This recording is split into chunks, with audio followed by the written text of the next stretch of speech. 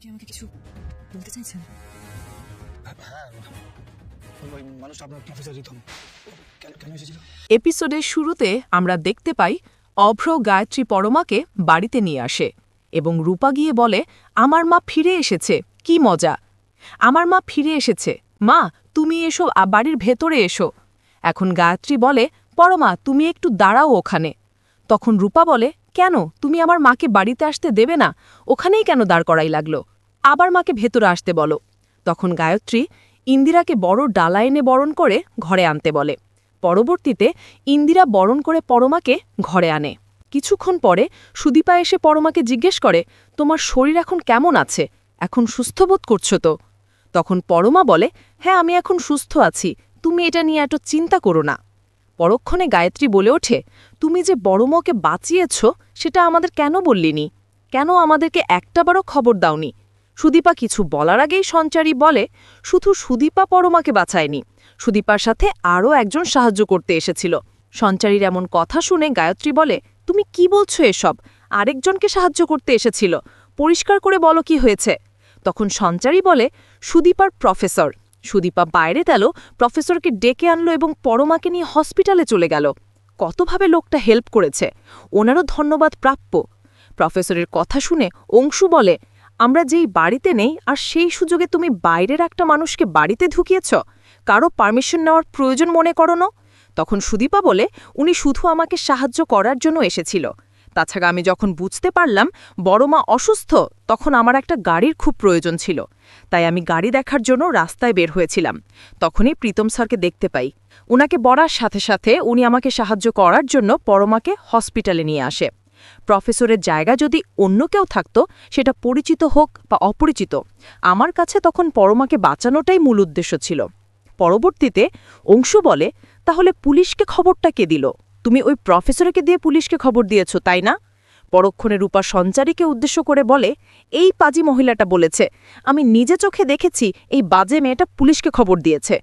তখন গায়ত্রী বলে, ইন্দিরা তুমি ওকে সামলাও, এ সময় এমন কথা শুনতে ভালো লাগছে না। কিছুক্ষণ পরে আদিত্য এসে বলে, বাড়ি থেকে একটা মহিলা ফোন করেছিল।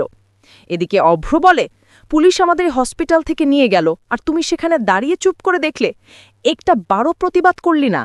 অন্যদিকে গায়ত্রী বলে, সেই হসপিটাল থেকে থানা অবধি তোর মুখে একটা কথাও ফোটেনি, আর এখন যে বউকে নিয়ে কথা হচ্ছে অমনি তোর মুখে কথা ফুটল।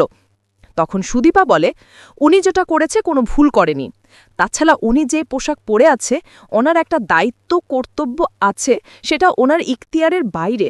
সুদীপা অভ্রকে গিয়ে এটাও বলে যে, দাদা তুমি তো দেশ রক্ষায় কাজ করো, তাহলে তোমাকে যদি তোমার ভাইয়ের সাথে যুদ্ধ করার কথা বলা হতো তখন তুমি কি করতে? নিশ্চয়ই দেশ রক্ষার কাজ করতে। তাহলে তোমার ভাই কোথায় ভুল করেছে? গায়ত্রী আর কিছু না বলে ওখান থেকে চলে যায়। এদিকে ইন্দিরা মনে মনে বলে, ওদের দুজনকে একসাথে না থাকলে কখনো ওদের মধ্যে মনোমালিন্য তৈরি হবে না। পরের সিনে আমরা দেখতে পাই, অভ্র পরমাকে বিছানায় শুইয়ে দেয় আর বলে, তুমি কখনো নিজেকে শেষ করে দেওয়ার কথা ভাববে না।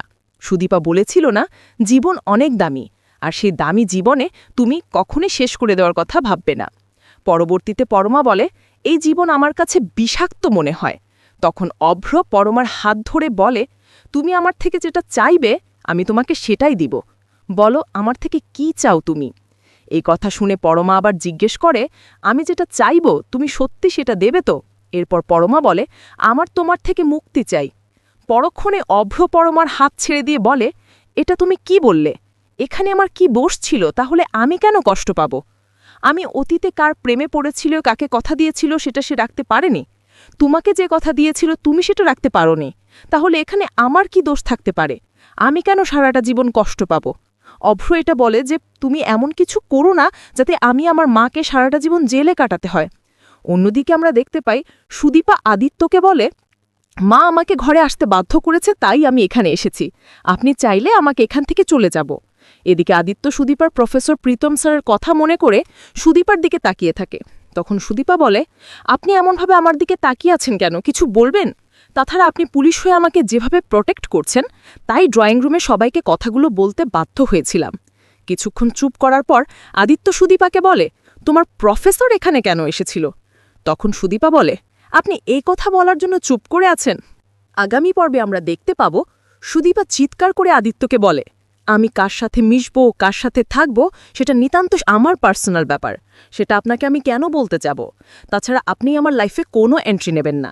সুদীপার এমন কথা শুনে আদিত্য বলে, আমি আপনার হাজব্যান্ড, তাই সব বিষয়ে খেয়াল রাখা, জিজ্ঞেস করার দায়িত্ব আমার, পুরো অধিকার আছে আমার।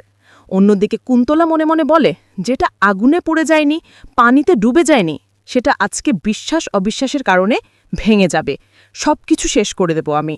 তো দর্শক, এই ছিল আজকের আপডেট। প্রতিদিনের আপডেট সবার আগে পেতে আমাদের চ্যানেলটি এখনই সাবস্ক্রাইব করুন। ধন্যবাদ। দেখা হবে আগামী পর্বে।